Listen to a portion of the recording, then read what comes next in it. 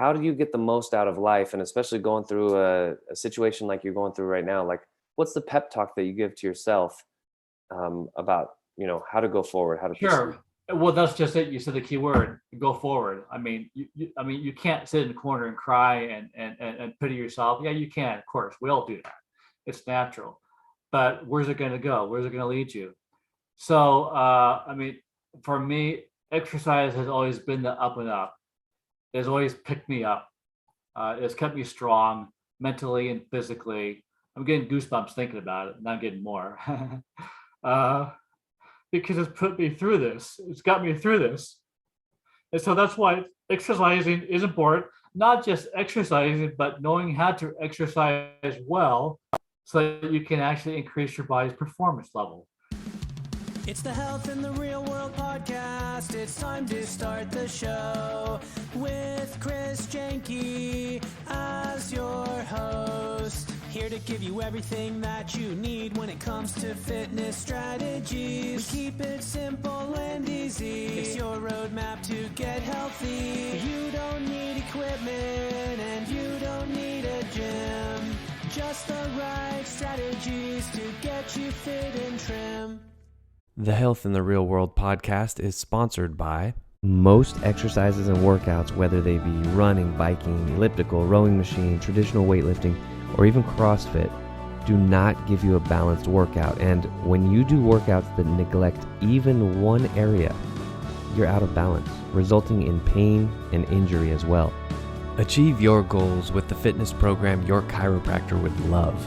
Visit chrisjanke.com/pod to watch the free video.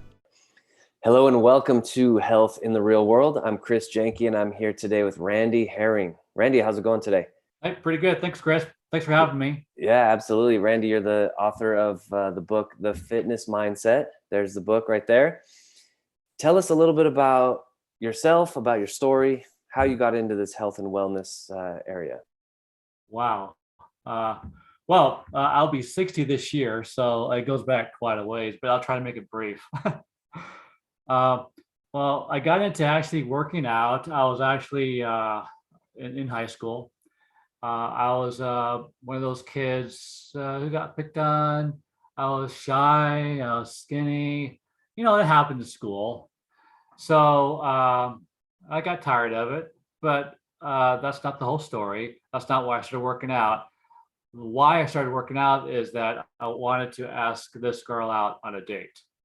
And again, this is me, I'm being shy. So my mom actually dropped me off at school.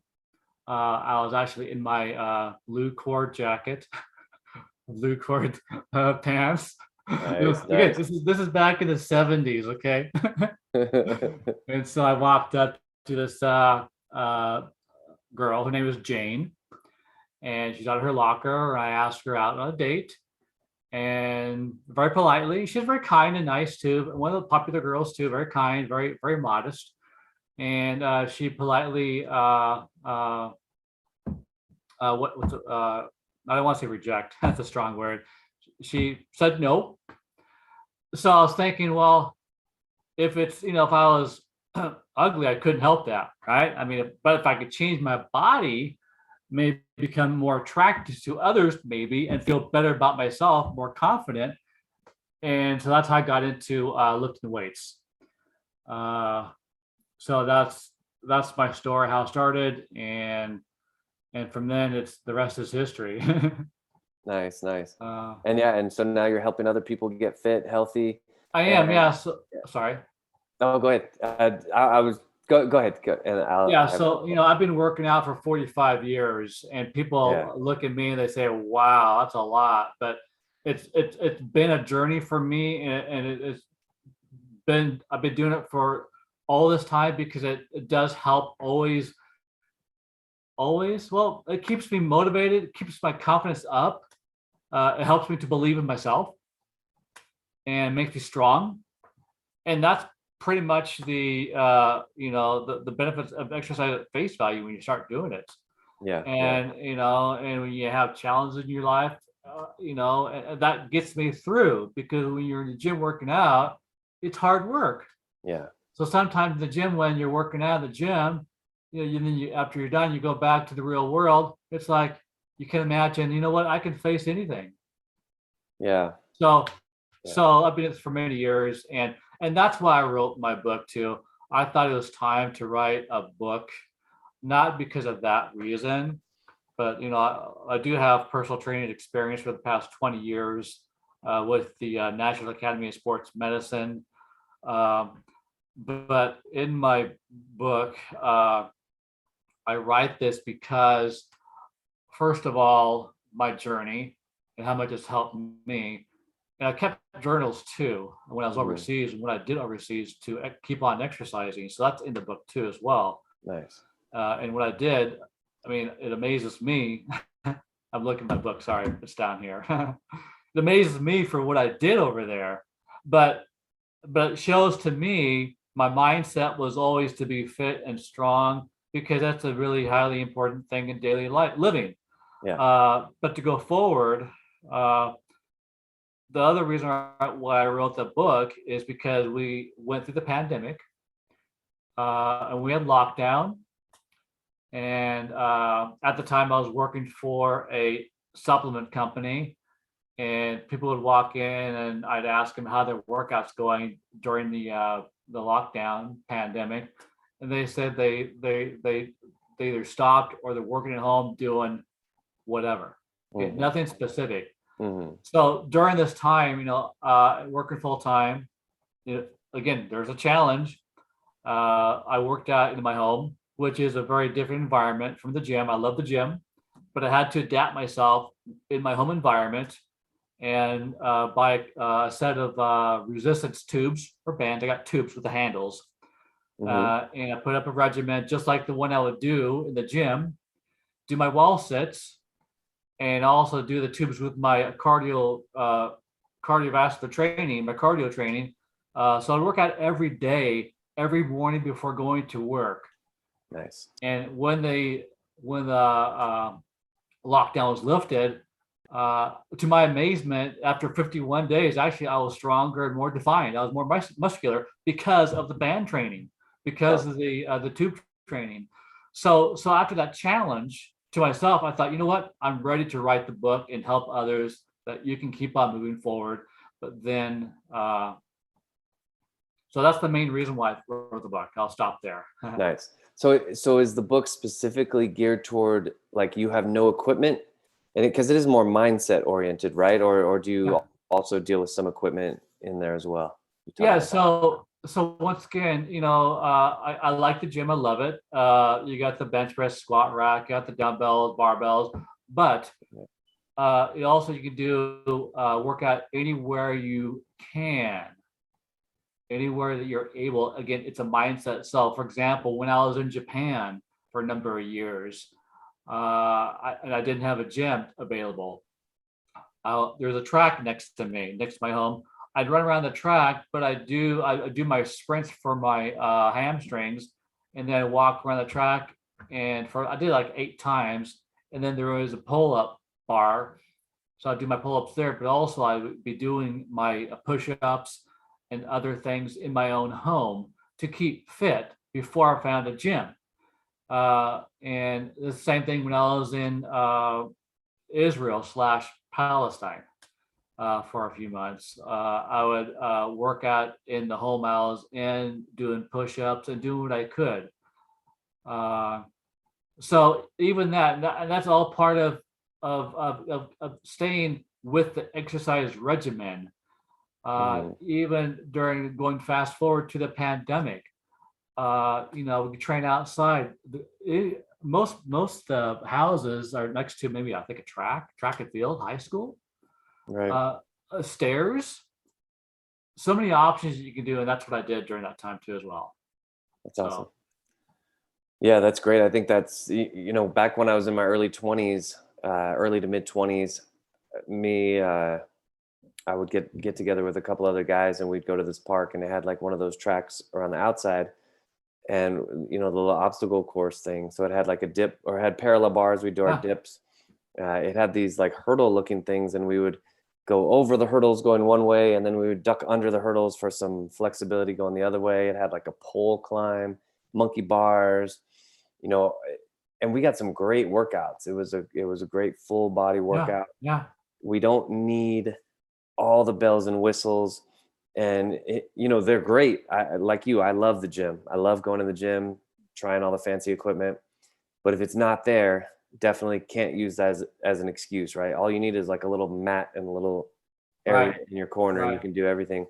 Right. And all I can say is when I was doing my tube training every morning after 51 days, I was very happy that lockdown was lifted, because that's the hardest thing I've ever experienced doing my wall sits too, because Yeah. the resistance is quite different. So going to the gym, piece of cake, walk in the park, it's fun. So it changed my mindset for the gym as well too. And being here at home, it's it was more difficult, harder. And I write that in my book too. It was harder training. Right. Wow, that's very interesting. Well, speaking of hard training in difficult circumstances, you're a 3-time cancer survivor. Talk a little bit about that, about how that has shaped you, and about how that battle was, and those experiences. Okay, so first of all, I've had testicular cancer. That's hard name to say. Testicular cancer 3 times. The first time was in 2009, and I had no chemo for that. But all they did was they removed my left testicle. That was gone.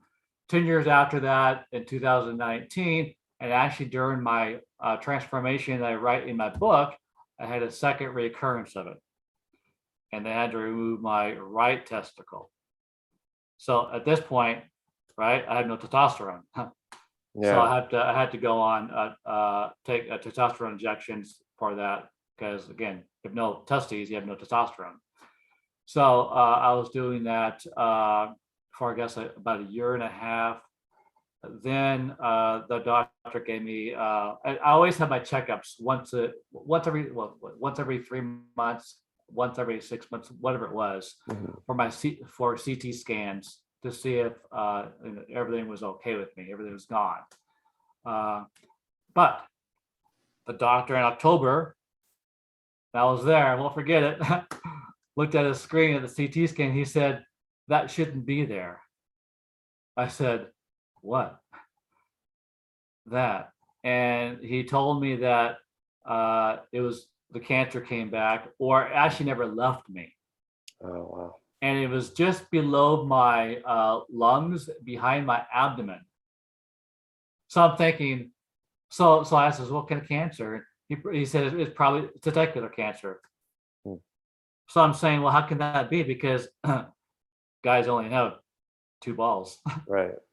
So how can it be the 3rd time? So explain to me that before boys are born, the testicles sit right here, just right in the middle of below your lungs, and when the boy is born, they drop down, and voila.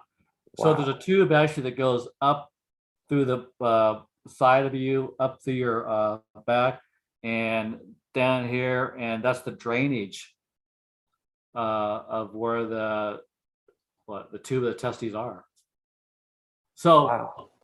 so they did. Of course, they got a biopsy to make sure.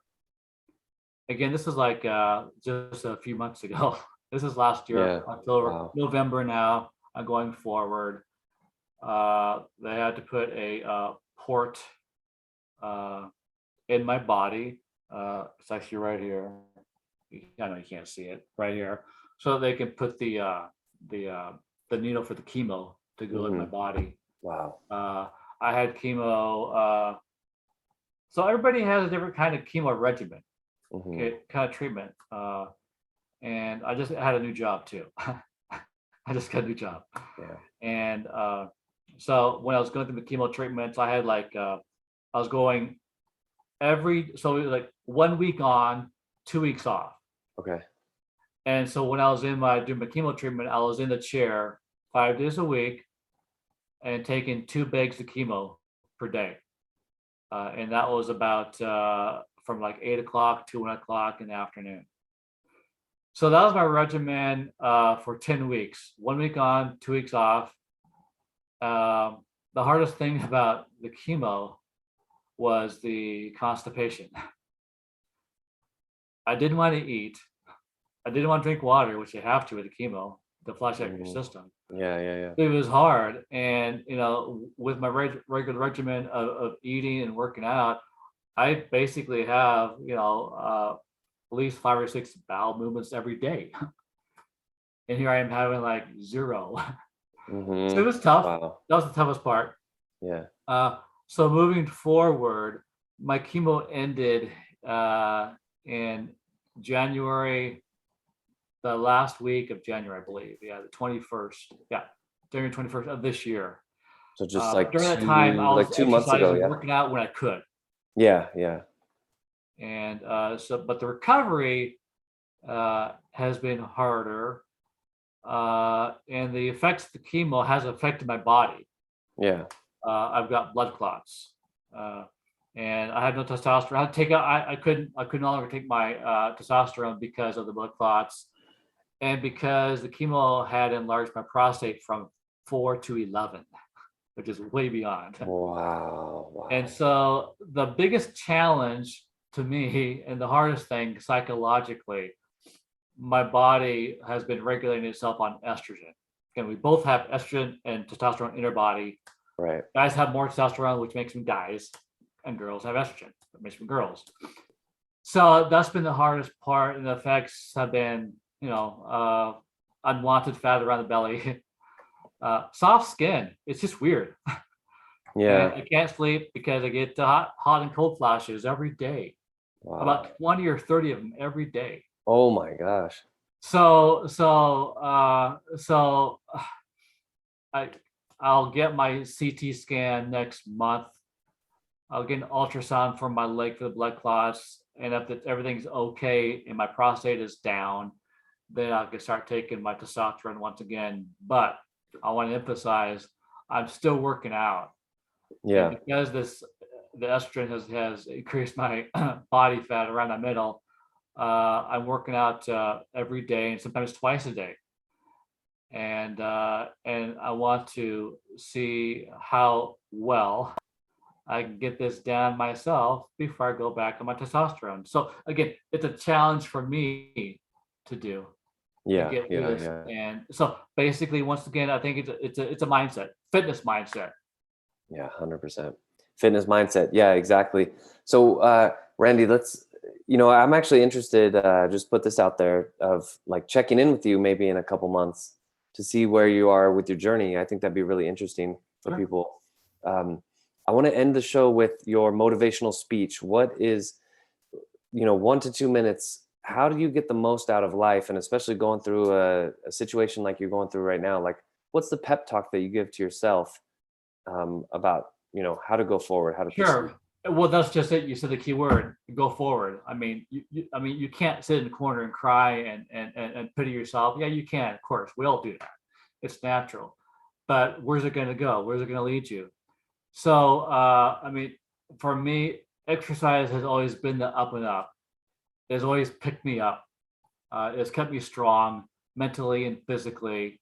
I'm getting goosebumps thinking about it, and I'm getting more. Because it's put me through this. It's got me through this. And so that's why exercising is important. Not just exercising, but knowing how to exercise well so that you can actually increase your body's performance level. That's what my whole book is about too, as well. So it's more than about getting healthy. It's about exercising better, exercising well, to focus better, to get the most out of your training, so that you can be strong, lean, and fit. Awesome. Love it. And so it can help you through life's, Yes. big hurdles and speed bumps. And Exactly. well, And Randy, yeah. Well, we all wish you the best in your continued battle, and we'll see you in a couple months. We'll talk about that. Randy, how do people get in touch with you? We have your book. What about your website, social media, any other ways to contact Yes, you? my website name is Herring Solutions. I'm sorry, herringfitnesssolutions.com. HERRING, and it's all one word, fitnesssolutions.com. I have a YouTube channel. Look me up, Randy Herring. I'm on LinkedIn as well too, and also Nice. Instagram. Awesome. All right. Well, Randy, we'll again have you back on in a couple months. Randy Herring, everybody, on Health in the Real World, signing off. Thanks so much for joining me today, Randy. Appreciate Thanks, it. Chris. Okay, take care. Thank you. Thanks for listening to the Health in the Real World show. Make sure to like and subscribe and comment down below. Visit mycorebalance.com to learn more.